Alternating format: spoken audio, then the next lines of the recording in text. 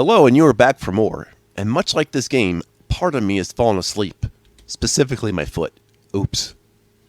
Actually, my appendages tend to fall asleep no matter what. Yeah, parts of my body will just randomly fall asleep. It's actually really annoying. I don't know the fix to that, other than maybe check my blood stores and check my blood supply. I don't know, dude. There's a little. That's what's supposed to be ostrich right there, because it's an actual ostrich. So why that mistake was made in the English version of this game, I don't freaking know. Then again, would you really call birdo a bird? So I don't actually blame you. Yeah, this waterfall part's neat, because I'm going to have to jump on fish in order to platform. And really, my jump height's not going to matter here. I'm going to have to land on these fish pretty well, so Mario it is.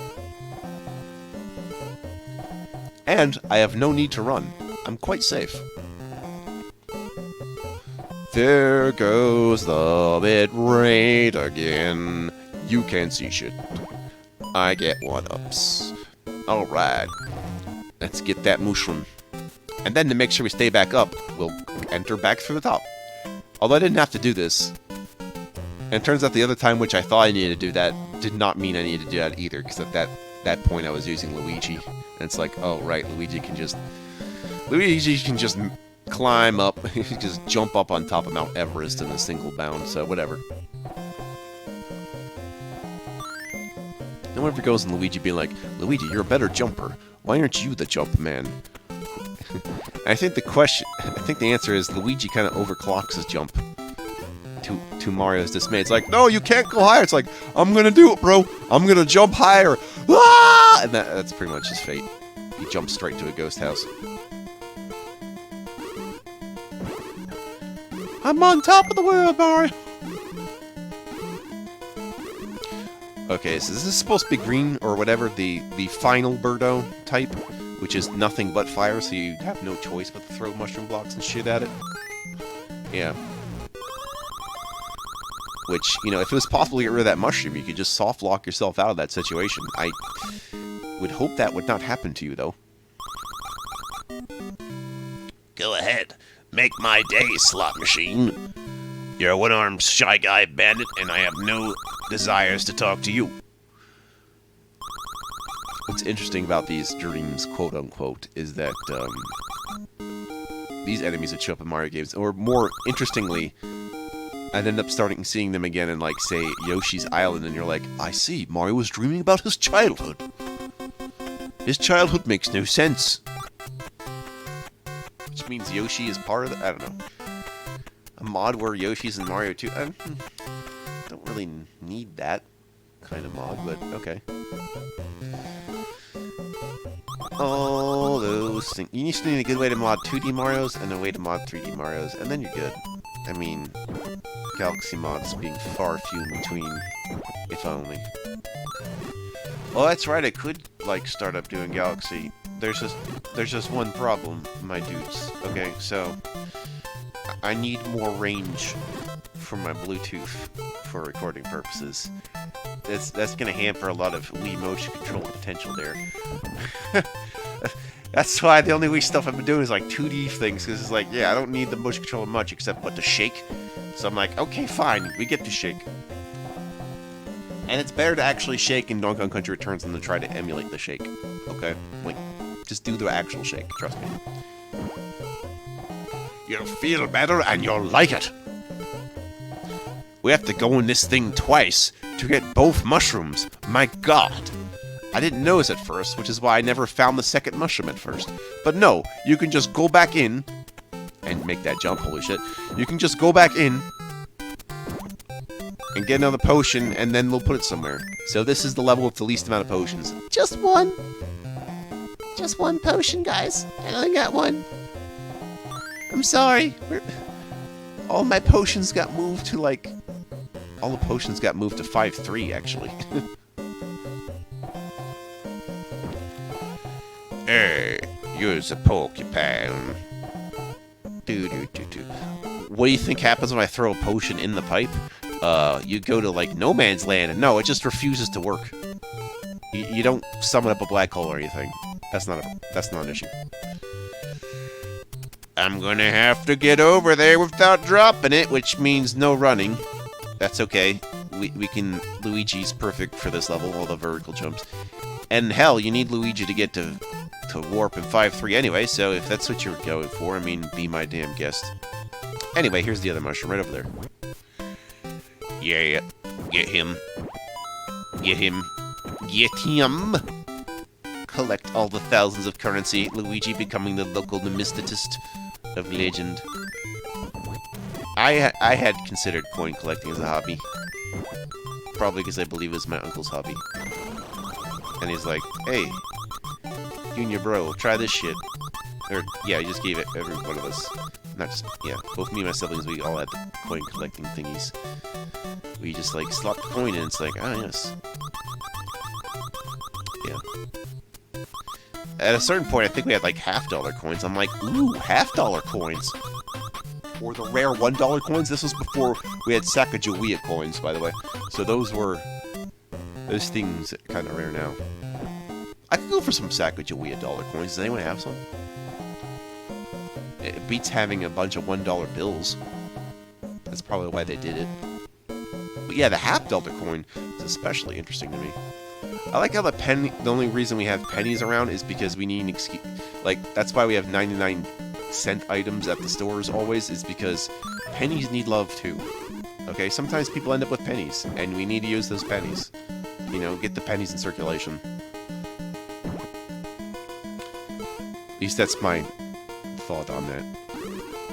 Yeah, coin collecting. Alright, you're dead. Cool. The only bird will fight which I can throw a fish at you. And then you can just come back, because that's annoying.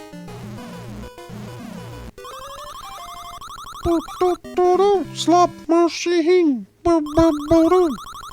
Yeah, I don't know. It was like a century and a half ago, and 150 years had passed. It was long. It was hard. It was cut for time. Okay, Sniffets. Let us continue. You know, it looks like they have an infinity symbol for their head. That'd be more interesting. Like, could you imagine the Shy Guy without eyes but an infinity symbol? And you're like, what is this? I am Infinity Guy. Look out. I am everything and nothing simultaneously. Ah! I think the most curious number might be negative infinity. It's just like, wow. It's like, black holes. Are those what negative infinity is? You know what's funny about that? I was watching Red Dwarf, and there really is such a thing as a white hole, which is the reverse of a black hole. You know, instead of it... This could open up some ideas about where shit's going when it goes in the black hole, if it's coming back out of the white hole or something like that. I just thought that'd be interesting for scientists to consider, if they haven't already done that.